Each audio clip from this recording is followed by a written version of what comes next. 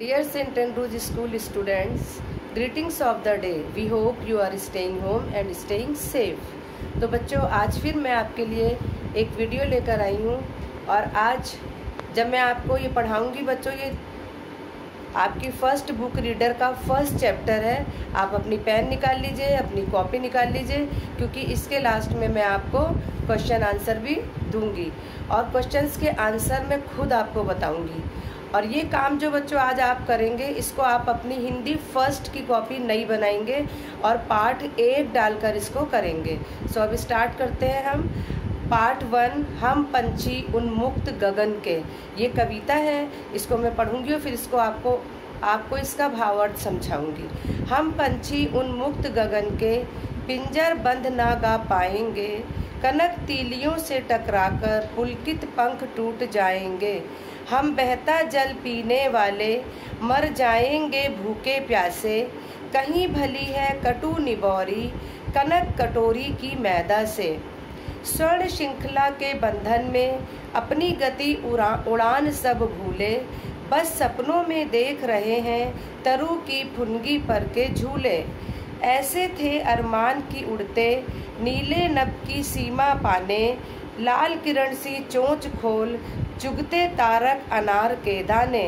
होती सीमाहीन क्षितिज से इन पंखों की होड़ा होड़ी, या तो क्षितिज मिलन बन जाता या तंती सांसों की डोरी। नीड़ न दो चाहे टहनी का, आश्रय छिन्न भिन्न कर डालो, लेकिन पंख दिए हैं तो अकुल उड़ान विघ्न ना डालो। बच्चों, आपने अभी ये पूरी कविता सुनी है जो कि मैंने पढ़ी है। अब हम देखेंगे कि कवि श्री मंगल सिंह सुमन द्वारा रचित प्रस्तुत कविता उस समय लिखी गई थी जब भारत परतंत्र था। इन्होंने परतंत्र भारतवासियों की तुलना पिंजरे में बंद पक्षियों की सी की है और उनकी आकांक्षा को कविता के रूप में प्रस्तुत किया है। जब हमारा देश अंग्रेजों का गुलाम था, स्वतंत्रता नहीं मिली थी, उस समय कवि शिव मंगल सिंह ने इस कविता को भारतवासियों का विवरण एक पंछी जो कि पिंजड़े में कैद है, एक पंछी के आधार से किया है। कवि कहते हैं कि खुले आकाश में उड़ने वाले पंछी पिंजरे में बंद होकर गीत नहीं गा सकेंगे। उनके पंख सोने के पिंजड़े की तीलियों से टकरा कर टूट जाएंगे। बहती हुई नदी का जल पीने वाले पंछी पिंजरे में कैद होकर भूखे प्यासे मर जाएंगे। सोने के पिंजरे में कैद रहकर वे उड़ना प्रायः भूल गए हैं। अब तो वे पेड़ की फुनगी पर झूला झूलने का सपना ही देखते हैं। उनकी यही इच्छा है कि वे नीले आसमान में उन्मुक्त उड़ते और सूर्य किरण रूपी अपनी चोंच से तारा रूपी अनार के दाने चुगते। उनके पंख धरती आसमान की मिलन रेखा क्षितिज को छूने का प्रयास करते, जिनकी कोई सीमा नहीं है। या तो वे उसको छू लेते या अपने प्राणों को त्याग देते। उन्हें कैद करने वालों, उनका तुमसे यही निवेदन है कि तुम चाहे उन्हें पेड़ की टहनी का आश्रय भले ही ना दो, उनके घोंसलों को भी तोड़ डालो, किंतु उनकी स्वतंत्र उड़ान में किसी भी प्रकार की बाधा मत डालो। उन्हें उन्मुक्त भाव से उड़ने दो। तो बच्चों, आपने देखा कि मैंने आपको यहाँ पर कविता का भाव अर्थ बताया और अब मैं आपको बताऊंगी कि किस तरह से हमें इसके क्वेश्चन एंड आंसर्स करने हैं। तो अब आप अपनी कॉपी उठा लीजिए। सबसे पहले नंबर 1 है, आपको इसके शब्दार्थ करने हैं। जितने भी शब्दार्थ हैं वो आप अपनी कॉपी में करेंगे। उसके बाद है बच्चों, पहला क्वेश्चन है, हर तरह की सुख सुविधाएं पाकर भी पक्षी पिंजरे में क्यों नहीं रहना चाहता। उसका आंसर आप लिखेंगे। एक बार फिर से क्वेश्चन सुन लें।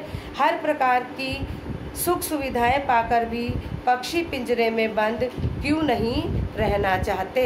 आंसर है, हर तरह की सुख सुविधाएं पाकर भी पंछी पिंजरे में बंद इसलिए नहीं रहना चाहता क्योंकि खुले आकाश में स्वतंत्र होकर उड़ने वाले पंछी पिंजरे की कैद में रहकर खुश नहीं रह सकते हैं। एक बार फिर से देखिए, हर तरह की सुख सुविधाएं पाकर भी पंछी पिंजरे में कैद इसलिए नहीं रहना चाहता क्योंकि खुले आकाश में उड़ने वाले पंछी पिंजरे रूपी कैद में खुश नहीं रह सकते।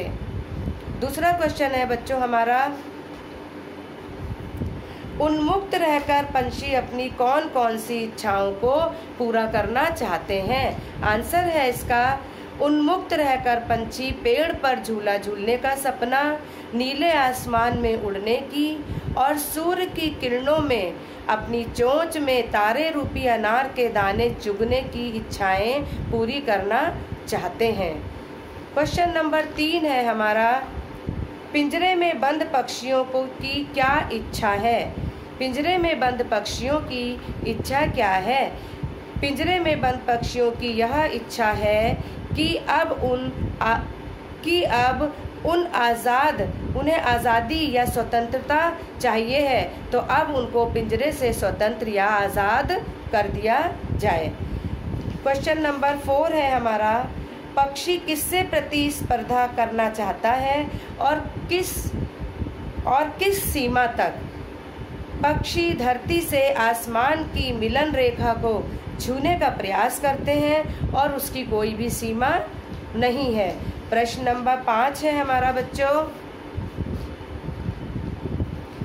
कि आप जो हमारी ये कविता है जिसका मैंने अभी आपको भावार्थ समझाया है, इसकी शुरू का पहला छंद और दूसरा छंद जो है वो आप अपनी कॉपी में करेंगे।